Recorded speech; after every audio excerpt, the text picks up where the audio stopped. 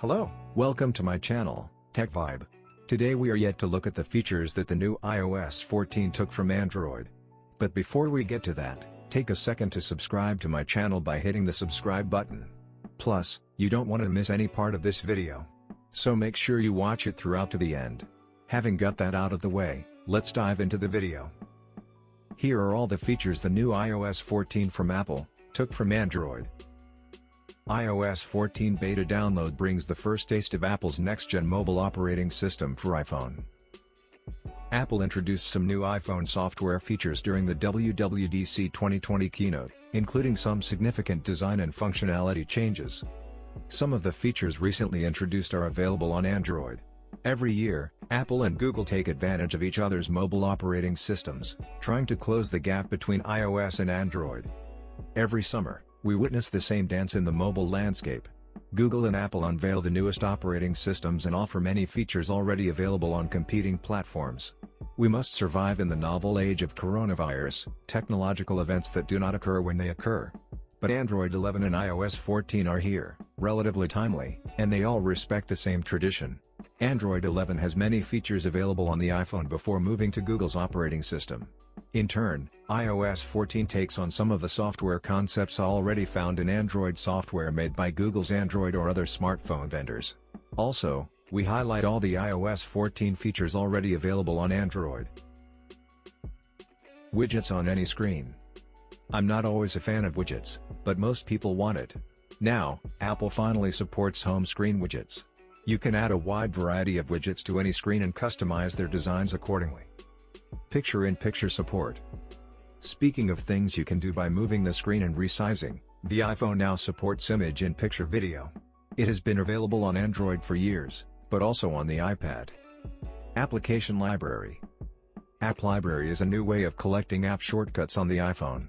The Apple Library is attached to the end of your home screen and automatically categorizes applications into folders.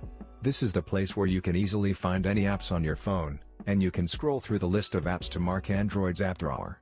Application Clips. Android fans will recognize this easily.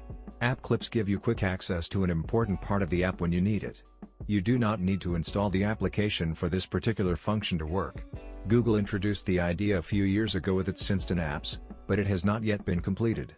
Time will tell whether App Clips will be more successful. New defaults for email and browser applications. Android has always been more open than iOS, which means users have been able to set default apps for years. iOS 14 supports selecting email and browser defaults. On Android, you have more freedom. Translate.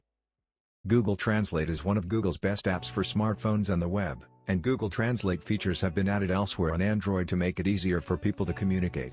This is an activity Apple had to steal years ago, but it will eventually reach iOS 14. A special translation app lets you communicate with people who don't speak your language. Safari can translate websites like Google Chrome. The difference is that Google offers better language support than Apple, but it's still a good start for the iPhone. Apple Maps. There are no comparisons between Apple Maps and Google Maps yet, and the latter is the most preferred navigation option. But Apple is adding some exciting features to its mapping apps. iOS 14 supports cycling directions that don't fall well and ultimately the summer weather. On top of that, if you use the feature, Apple Maps supports guides that look similar to Google Maps guides. Press Back. This is an accessible feature that allows you to tap on the back of the iPhone to make it actionable. One might argue that you can use this version of the app on Android on phones that have rear fingerprint sensors. We've already seen similar tapping or hitting gestures on LG phones. Apple's Backtap may offer more options and backtapping gestures. Simple UI for calls in Siri. When the call arrives, the user interface of the call screen takes over the iPhone screen. Same when you call Siri. With iOS 14, Apple will introduce a simple UI that will make the user more aware. It's like the UI that some Android phones use. The call UI shows up at the top of the screen and Siri's animation appears as a circular animation at the bottom. That way, you can continue to work first. This happens to both Google Assistant and Android calls. If you liked the content in this video, feel free to hit the thumbs up button to support my content. If you want to watch future content like this, go ahead to subscribe to the channel by hitting the subscribe button. In order not to miss out, You can as well turn on the notifications by hitting the bell icon so that you get notified whenever I put up new content. Once again, thank you for watching.